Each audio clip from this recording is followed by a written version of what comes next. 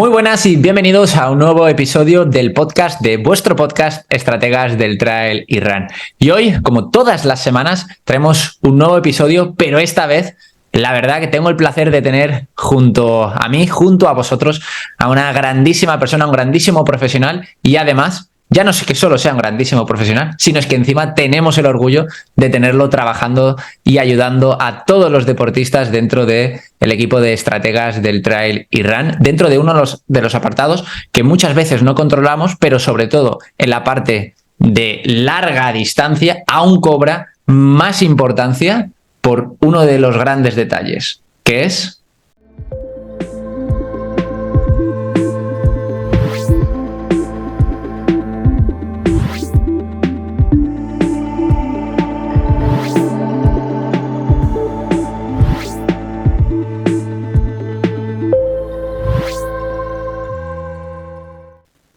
Como comprenderéis, la energía que necesitamos a la hora de ir estableciendo y a la hora de ir aguantando kilómetros tras kilómetros. Pero no solo eso, además de la larga distancia, por supuesto, en la corta distancia. Y bueno, dicho esto, quiero presentaros a mi queridísimo José Carlos. Muy buenas, José Carlos, ¿qué tal? Muy buenas, Chin, ¿qué tal todo? Un placer tenerte por aquí. Me cago en la leche. ¡Por fin! Sí. Nos ha costado coincidir, para que pudiéramos vernos y pudieras ver con el resto de las personas. Así es, pero al final hemos encontrado el hueco y para adelante. Qué bueno, tío. Bueno, para la gente que no te conozca, haznos ahí una introducción, por favor. Bueno, pues como bien dices, yo soy dietista nutricionista, graduado en nutrición. También soy máster oficial en nutrición deportiva por la UCAM y actualmente estoy realizando mi doctorado en nutrición y ciencias de los alimentos en la Universidad de Granada. Además, durante toda mi vida he estado ligado al deporte, concretamente a los deportes de montaña, a los deportes de resistencia, donde he estado compitiendo principalmente en carreras de montaña y en esquí de montaña.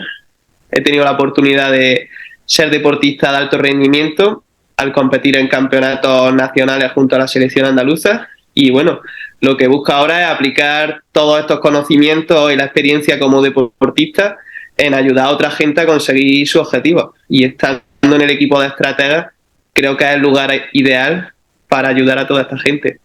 La verdad que para mí es un placer y todos los días aprendo un poquito contigo, macho. Ya no solo ayudando a los deportistas que voy cotilleando ahí todo, sino cuando hablamos, ¿no? De hecho, una de las cosas que recuerdo perfectamente que me comentaste, que mira, la podríamos comentar ahora mismo, es la parte de la suplementación, ¿no? Que me dijiste, ¿sabes los famosos geles de Maurten? Esos que todo el mundo se gasta un dineral en ellos. Entonces quiero que lo cuentes tú porque a mí me reventó la cabeza, ¿sabes? Sí, pues recientemente hubo una revisión sistemática, que es un estudio científico en el cual se tienen en cuenta todos los estudios científicos que ha habido acerca de un tema.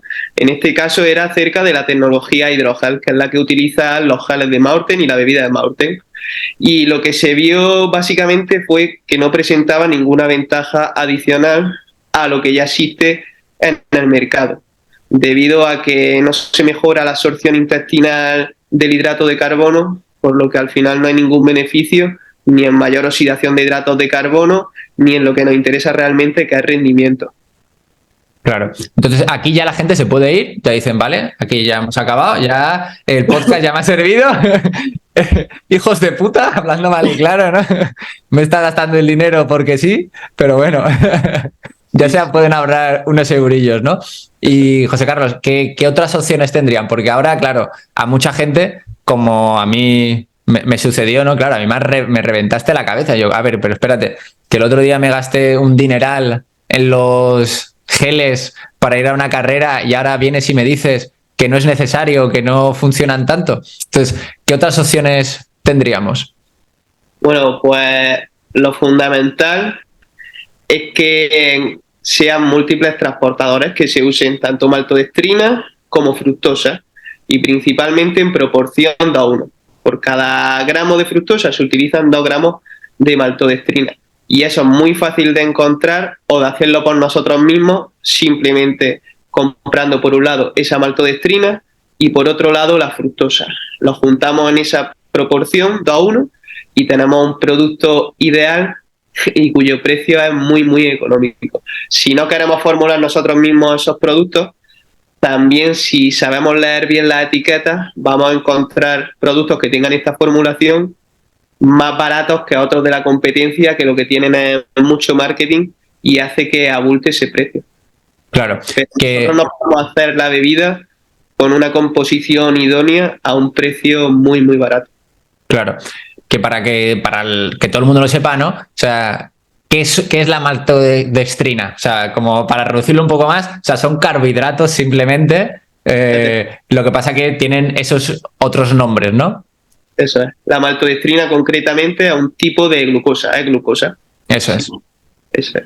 Claro. Entonces, pues se sabe que es mejor aportar dos tipos de hidratos de carbono. Por un lado la glucosa, que la metemos en forma de maltodextrina, y por otro lado la fructosa. Eso hace que seamos capaces de absorber más hidratos de carbono, oxidar más hidratos de carbono y mejorar el rendimiento. Por eso buscamos esos dos hidratos de carbono. Y en este caso buscamos la maltodextrina y no la glucosa simple, porque la maltodextrina no tiene un sabor tan dulce como si usáramos simplemente glucosa. Entonces es mucho más fácil de tomar. Claro, sí, totalmente. Y bueno, como comentabas, ¿no? O sea, todo eso siempre lo podemos ver en la etiqueta. O sea, algo que el 90% de la población no miramos, pero que está ahí descrito. Sí, así claro. es. Totalmente. Y cuando fueran a mirar esa etiqueta, también yo me acuerdo que aprendí una cosa, ¿no? Que era el primer alimento o lo que sea que ponga, ¿no? Es lo que tiene mayor proporción. Así es. Los ingredientes en las etiquetas nutricionales están ordenadas por cantidad de ese ingrediente. Es decir, cuanto más cantidad hay de ese ingrediente en el producto, más adelante está en la etiqueta. Claro. Entonces, en el caso de geles, barritas, bebidas de carbohidratos, lo que queremos buscar es que el primer ingrediente sea maltodextrina, por ejemplo, en este caso. Qué bueno. José Carlos, dime alguno de los errores que tú creas que, por ejemplo, toda la gente que empieza a trabajar con nosotros, ¿no? ¿Ves algún error que veas más garrafal en la alimentación que llevan los deportistas? O sea, aunque lleven tiempos corriendo, lleven tiempo haciendo deporte, ¿crees que hay algunos errores que son más frecuentes, incluso eso, pues con la gente que empieza con nosotros? Sí, bueno, por ejemplo, el uso mucho de barritas y alimentos naturales por el miedo a consumir los geles, las bebidas de carbohidratos, que suena como algo más artificial, pero realmente es lo que vamos a necesitar. Porque tú al introducir alimentos más naturales, como por ejemplo, no sé, sándwich, barritas de cereales, etcétera, ya estás metiendo otros ingredientes que no son hidratos de carbono y que lo que van a hacer va a ser perjudicar la absorción de los carbohidratos, que es realmente lo único que nos interesa durante el ejercicio. Y sobre todo cuando buscamos ingestas más elevadas de hidratos de carbono, meter estos ingredientes lo que nos va a favorecer es que aparezcan problemas gastrointestinales. Al enlentecer ese vaciamiento gástrico, esa absorción intestinal, va a hacer más común la frecuencia de estos problemas gastrointestinales. Claro, y de hecho yo creo que también en los últimos años se ha visto como dos corrientes muy potentes, ¿no? Una corriente muy fuerte de debemos, o sea, y necesitamos consumir la máxima cantidad de carbohidratos por hora, y por otra parte hemos visto una corriente muy potente de no, odio los carbohidratos, miedo máximo, vamos a consumir grasas, o sea, veo como esos polos súper opuestos, ¿no? Sí. Como a ti no te paga nadie, José Carlos, para poder tener una opinión más neutral, ¿qué nos recomendarías? ¿Qué piensas?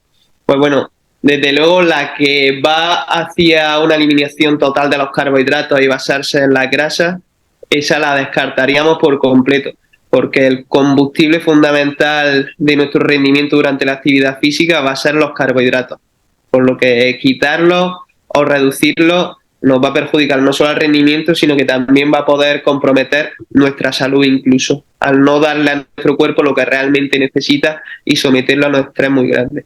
Descartando eso, luego tenemos el otro extremo de este rango, que sería ir a unas ingestas de carbohidratos muy elevadas, lo que hablamos de los 120 gramos hora de hidratos de carbono. Estas recomendaciones son bastante recientes y aún requieren de más investigación, pero por lo que se ha visto hasta ahora no presentan mejoras adicionales en rendimiento frente a las recomendaciones clásicas de 90 gramos hora. Sí se ven mejoras en los marcadores de daño muscular, es decir, en recuperación. Entonces yo, por ejemplo, mi recomendación suele ser quedarnos con las recomendaciones generales de 90 gramos hora para casi todas las situaciones, excepto, por ejemplo, para las carreras por etapas, en las cuales la recuperación es un factor muy importante de cara al día siguiente, y entonces esos 120 gramos hora que nos van a hacer tener unos marcadores de daño muscular menores pueden ser de interés. Pero también es muy importante entrenar ese sistema digestivo muy bien para ser capaces de tolerar esos 120 gramos hora. Si no, nos puede causar muchos problemas. Claro, que eso es justo lo que iba a hacer ahora mismo. Digo, voy a cogerme el gel, claro. Tú lo coges, ¿no? Y ves que tendrá como 30 gramos, ¿no? De carbohidratos más o menos, el típico gel, 25, 30, por ahí. Claro, es que estamos hablando de que las personas normales se tomarán 1, 2, máximo, la mayoría, ¿no? Y claro, aquí estaríamos hablando de 3 por hora. Entonces, claro, realmente el deportista...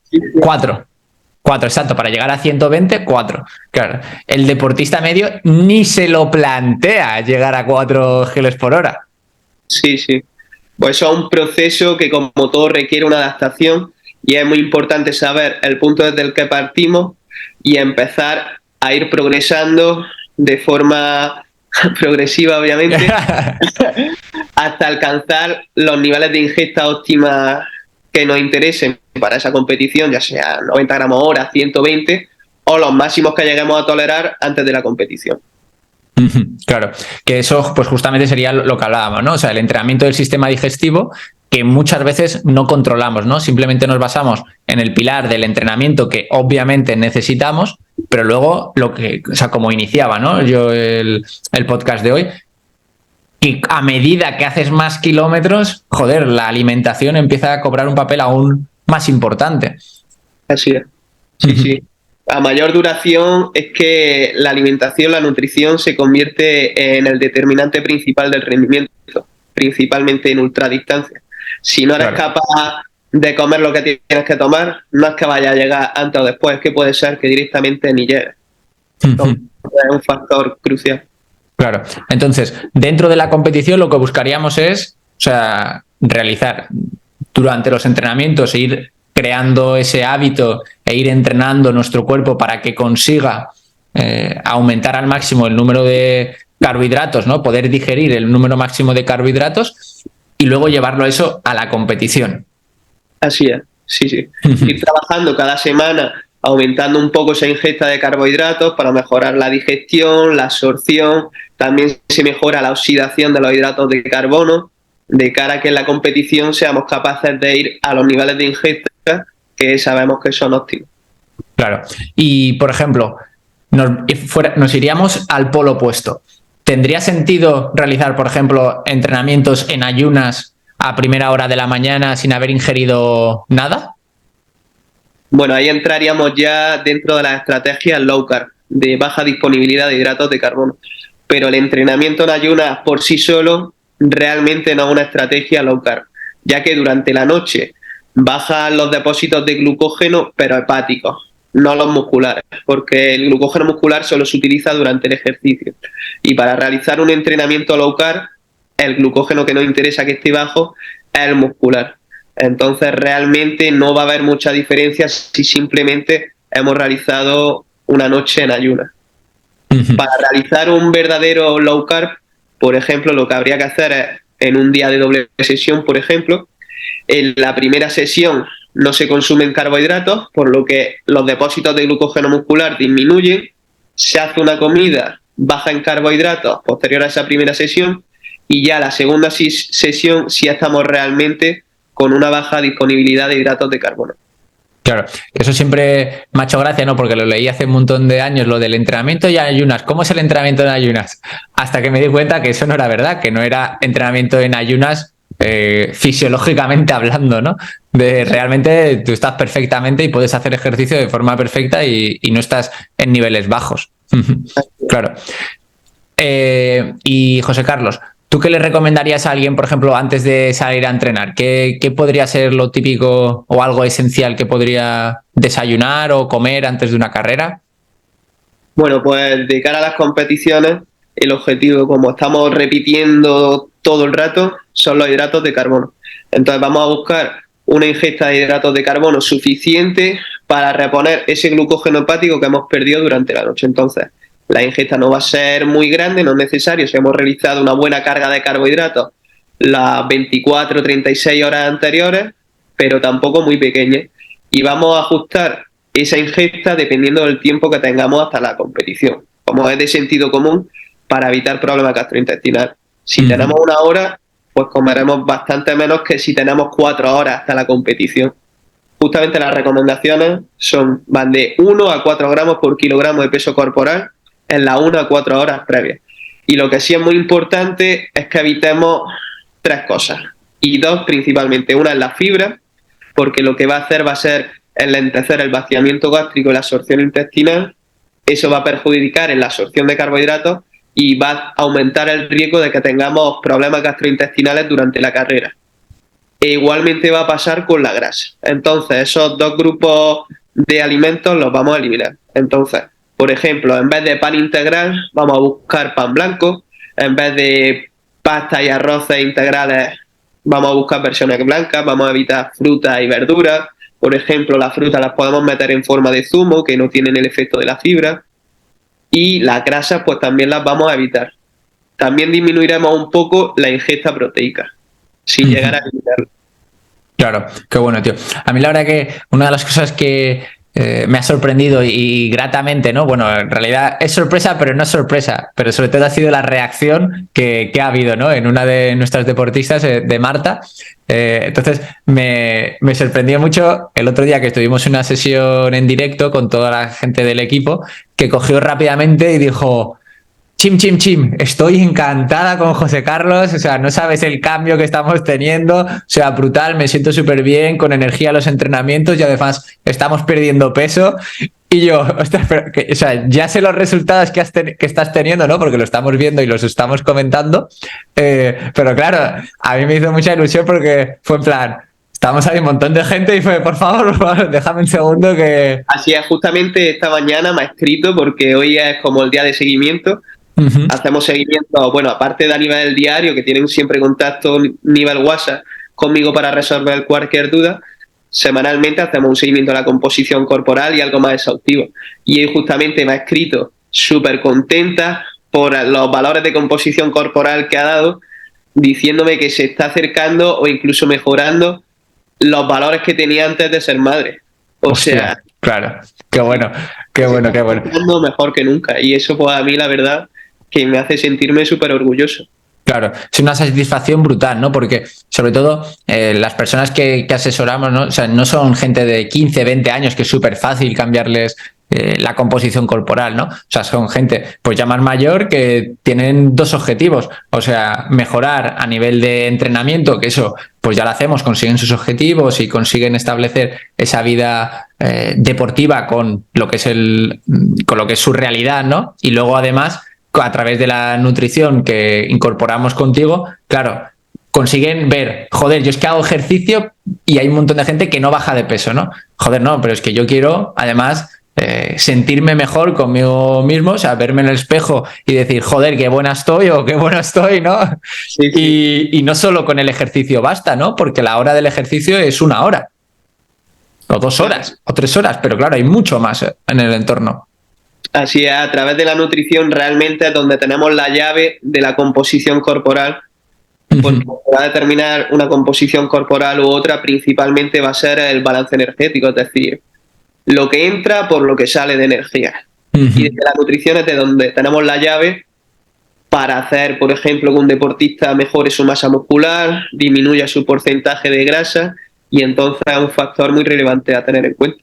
Claro, que muchas veces no se tiene en cuenta, ¿no? De hecho, pues con otro caso, con el que tenemos de Mónica, ¿no? Que al final, joder, nos llegaba y decía, yo es que entreno un montón, entreno los fines de semana, me voy 3 horas en bici, luego entre semana hago 2 sesiones de entrenamiento con un grupo, Es verdad que no tengo una estructura de entrenamiento y por eso nos hemos puesto a trabajar en ello, pero ya no solo eso, sino, joder, yo es que siento que me cuido, siento que intento cuidar la alimentación, pero es que no bajo de peso. Así es. ¿Sabes? Realmente al final, si no creas un déficit energético, no vas a bajar de peso. Y eso es necesario planificarlo.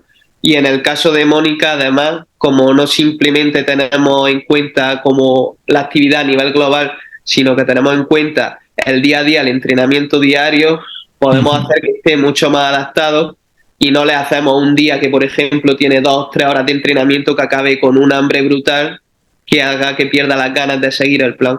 Porque su plan está adaptado realmente día a día. Claro, que yo veo mucho de los fallos, ¿no? Que me he encontrado antes cuando no teníamos tu figura incorporada dentro del equipo, que nos venía el deportista y decía, oye, yo estoy haciendo nutrición, pero es que, joder, me siento sin energía. O sea, siento que no estoy pudiendo rendir dentro del entrenamiento. Siento que, joder, que el plan no está adaptado a mí como deportista. Que yo no soy una persona sedentaria, que yo soy una persona activa, que necesito comer, ¿sabes? O sea, no puede comer lo mismo, o sea, no puede ser el mismo plan, por ejemplo, para una persona que no hace nada de ejercicio con una persona que hace ejercicio, ¿no? O sea, ¿no lo ves eso que es un gran fallo? Claro, y que dentro de una planificación de un deportista hay días que son muy diferentes. Entonces, obviamente, no le va a dar lo mismo un día que tiene un entrenamiento de media hora de fuerza que un día que tiene 3 horas de entrenamiento extensivo. Porque, por ejemplo, si haces como la media, el día de entrenamiento de fuerza te va a subir grasa corporal y el día de entrenamiento de 3 horas te va a pasar un hambre que además va a comprometer mucho la calidad del entrenamiento, que es otro de los factores que hay que tener en cuenta. Si metes un déficit energético muy agresivo, no solo estás comprometiendo que el deportista pase hambre, sino que no va a ser capaz de realizar el entrenamiento que realmente tiene que llevar a cabo. Claro, y hay una cosa que yo siempre veo ahí para mí, ¿no? Y ahora me lo comentarás tú, un fallo muy, muy, muy grande, ¿no? Es intentar como perder peso muy rápido, ¿sabes? O sea, joder, yo quiero bajar 7 kilos y quiero bajarlos en un mes. Pero a ver, o sea, pero es que esto sí puedes perderlos, pero es que realmente no los estás perdiendo, ¿sabes? Entonces, claro, esa facilidad de que dice la gente de, pues quiero perder no sé cuántos kilos. O sea, no sé cómo lo ves tú. Bueno, ahí el problema es que cuando buscamos bajadas muy drásticas del peso corporal, estamos comprometiendo la masa muscular. Entonces, vamos a bajar también de grasa, pero vamos a bajar mucha masa muscular. Y eso no nos interesa. Lo que nos interesa es ir realizando como una recomposición corporal, en la que a la vez que bajamos grasa corporal, mantenemos o incluso en algunas personas se consigue aumentar la masa muscular. Es el tejido metabólicamente activo, que es el que te va a permitir luego mantenerte en tu peso. Si pierdes toda tu masa muscular, probablemente luego será más frecuente esa subida del peso del efecto rebote. Claro. Además, cuando haces una bajada tan drástica hay que hacer un déficit energético muy grande y algunos micronutrientes no eres capaz de tomarlo en las cantidades que debes. Entonces, pues ya estás comprometiendo también mucho ahí tu salud. Claro, que al final es lo que le sucede a mucha gente, ¿no? De, joder, es que me paso la vida haciendo dieta, tío. ¿Sabes? ¿Cuántas veces he escuchado esa frase de, me paso la vida haciendo dieta y no consigo resultados? Pero claro, el problema es que la gente no hace bien dieta. O sea, consideran que la dieta es como comer bien, no joder. Es que es comer bien, no es hacer dieta, o sea, es un estilo de vida, ¿no? O sea, tienes que aprender a hacer eso. Así es que lo que pasa, el problema principal es que mucha gente, una vez que llega a su peso óptimo, bueno, o al que ellos creen que es óptimo, dejan la planificación, el dietista, el nutricionista. Y ahí es realmente donde debería empezar la labor del dietista nutricionista de educar a cómo debe ser su alimentación en el día a día. Porque una vez que estás en tu peso, obviamente no vas a tener la misma alimentación que cuando estás intentando bajarla. Cuando estás intentando bajarla estás en un déficit. Tu cuerpo está en cierto estrés. Pero cuando ya te quieres mantener, tu alimentación cambia totalmente. Y eso es necesario aprenderlo porque si no, la persona va a estar haciendo unos días dieta como si quisiera seguir bajando de peso y otras veces va a estar comiendo como una basura y subiendo de peso. Claro. Y va a estar todo el rato subiendo y bajando. Claro, es la parte que yo creo que al final no se tiene como muy en cuenta, ¿no? O sea, joder, que esto no es estar a dieta, sino que esto es un estilo de vida, ¿no? O sea, la gente que trabaja con nosotros es que no pasa hambre. O sea, comen. Sí, y casi siempre la gente asocia bajar de peso con pasar hambre o no comer. Claro, porque han hecho unas dietas que son súper restrictivas, que no les permiten comer nada, y claro, eso causa una frustración enorme, ¿no? Incluso un terror a la comida. Así es. Y yo muchas veces en los cuestionarios de seguimiento que hacemos todas las semanas, me sorprende porque mucha gente nos escribe de que han perdido peso, pero o no han pasado hambre, o me escriben, hay algunos alimentos, algunos platos que no era capaz de comerme. Y, bueno, me alegro. A mí esa parte me encanta, tío, porque Sí. así es como se hace, ¿no? O sea, O tengo a mi pareja que no entiende cómo puedo estar bajando de peso con lo que estoy comiendo. con lo que como. Claro, Sí. porque al final es el conjunto de todo, ¿no? O sea, no es lo que haces en una sola comida, no es lo que haces solo en dos, sino cómo lo estás haciendo de forma frecuente, cómo está siendo tu hábito diario. O sea, a qué le estás diciendo que sí y a qué le estás diciendo que no. A qué le estás diciendo que sí que quieres comer y a qué le estás diciendo que no, ¿no? Y claro, es el punto de que muchas veces no pensamos en la forma global, sino que pensamos un día como, por ejemplo, me como un donut. Hostia, es que no pasa nada porque te comas un día un donut. Así es. Sí. Lo que un día te salgas de la planificación en una comida o en dos no va a cambiar en nada el progreso de toda la semana. Entonces, lo importante es, te comes el donut, vale, no pasa nada. No hay que hacer mecanismos compensatorios de decir, pues al día siguiente no desayuno. Simplemente vuelva a tu planificación, que no va a pasar nada. Claro, que al final pasa justo lo mismo con el entrenamiento. Ostras, es que hoy no he podido entrenar porque he tenido que sacar a mi hijo tarde del trabajo y no me ha dado la vida, tal. Ostras, no pasa nada. Que no pasa nada por un día, por 2 días, a lo loco. O sea, no pasa absolutamente nada. La cuestión es que se vaya realizando de forma correcta, de forma constante, o sea, con un continuo el entrenamiento, ¿no? Al final, no es...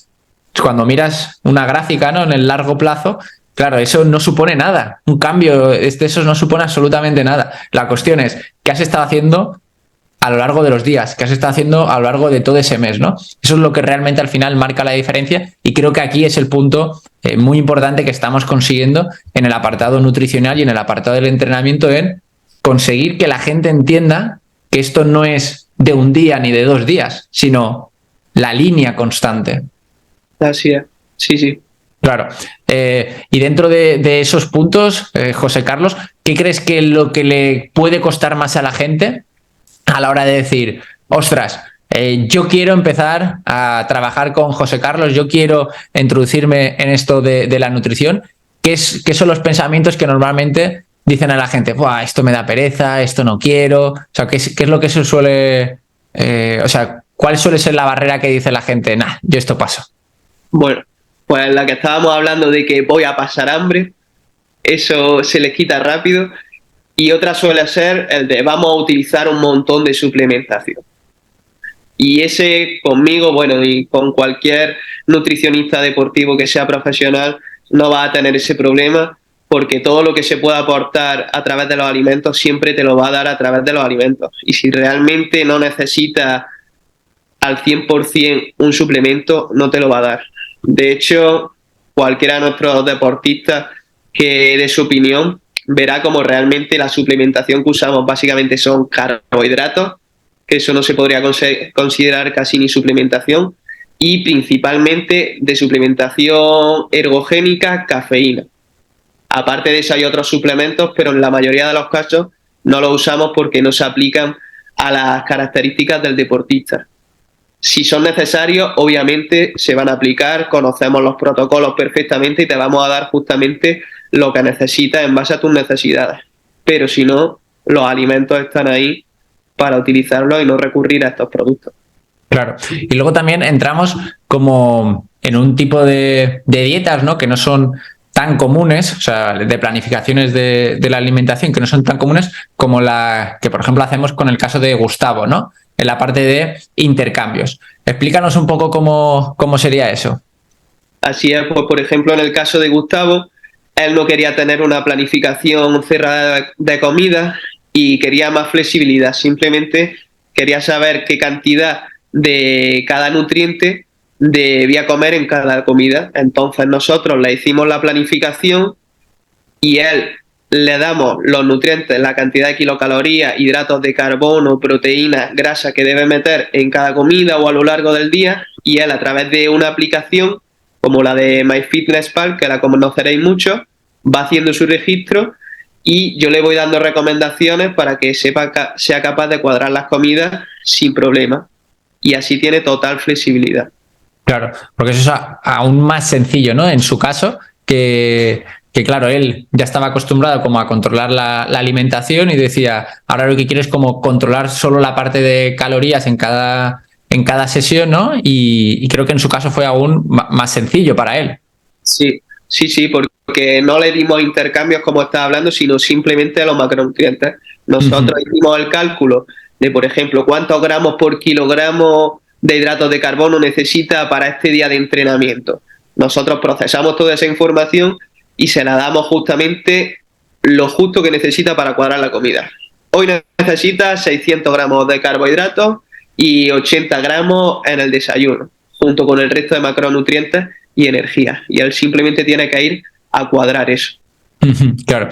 Luego hay uno de los temas que yo creo que muchas veces nos parece interesantes, ¿no? Que es la parte de la suplementación, pero a través de la cafeína, ¿no? Con los geles de cafeína o a través de las pastillas. ¿Eso realmente, para que lo sepa la gente, funciona o no funciona? Sí. De hecho, la cafeína es el suplemento con mayor evidencia científica y que realmente tiene una magnitud de evidencia grande. Es decir, que realmente nos ayuda en el rendimiento.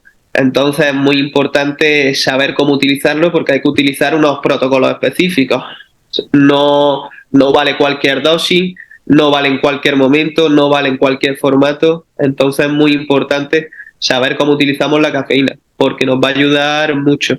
De hecho, claro, como digo, es un suplemento que más nos va a ayudar de los que tenemos disponibles. Claro. ¿Algún ejemplo, José Carlos, que nos puedas dar respecto a eso? O sea, ¿cómo se podría hacer a grandes rasgos y diciendo población general súper ultra genérico para que la gente lo pueda saber? Vale, pues lo más importante, primero la dosis. Sabemos que es ergogénica de 3 a 6 miligramos por kilogramo, lo que viene a ser generalmente unos 200 miligramos de cafeína. A partir de esa dosis se considera ergogénica la cafeína. Y traducido, ergogénico significa que mejora el rendimiento. Lo segundo que hay que saber es el momento en el que tomarlo. Para ello, la cafeína empieza a hacer efecto a los 30 minutos, con el efecto más grande, más importante, de los 60 minutos a las 2 horas. Y a partir de ahí empieza a bajar. Sabiendo esa curva de cómo actúa la cafeína, ya la podemos... Me adelanto. Claro. Porque mucha gente se guarda la cafeína para el último kilómetro, la última media hora. Entonces, si tú te metes la cafeína 10 minutos antes de llegar a la meta, realmente te va a hacer efecto la cafeína cuando estés en el coche. Claro, y lo ves ahí súper... Claro. Va a tener el efecto placebo de la cafeína, pero el efecto real de la cafeína no lo va a tener hasta media hora o hasta los 60 minutos. Que para mí fue una de las cosas que más me llamó la atención, y de hecho, pues justamente cuando empecé a estudiar los beneficios de la cafeína, era el efecto placebo de la cafeína. O sea, me pareció brutal. O sea, me llamó muchísimo la atención, que es cuando empecé a aprender sobre todo lo que suponía el placebo y que realmente, o sea, el placebo existe totalmente. O sea, que no es broma.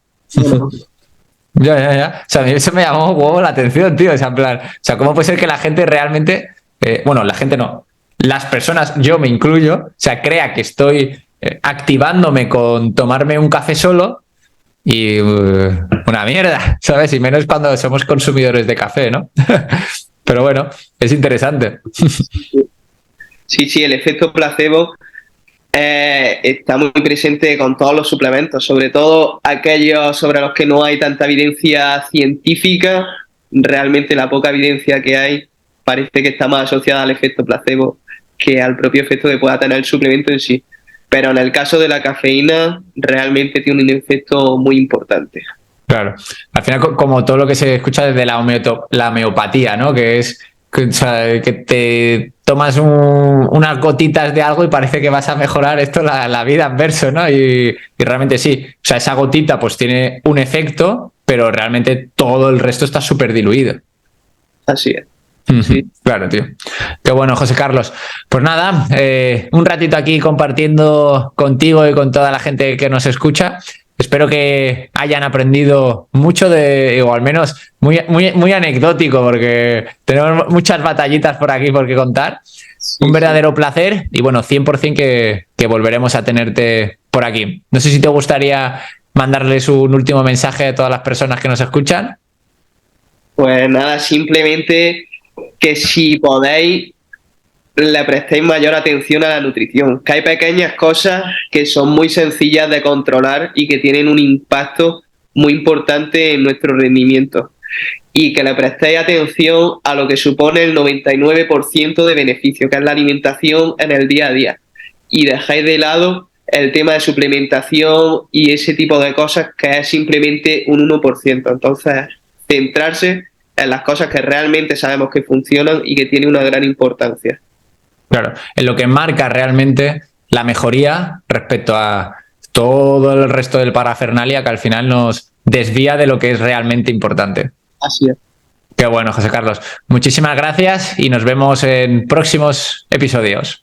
Muchísimas gracias a ti por tenerme aquí y espero que nos volvamos a ver pronto. Un placer.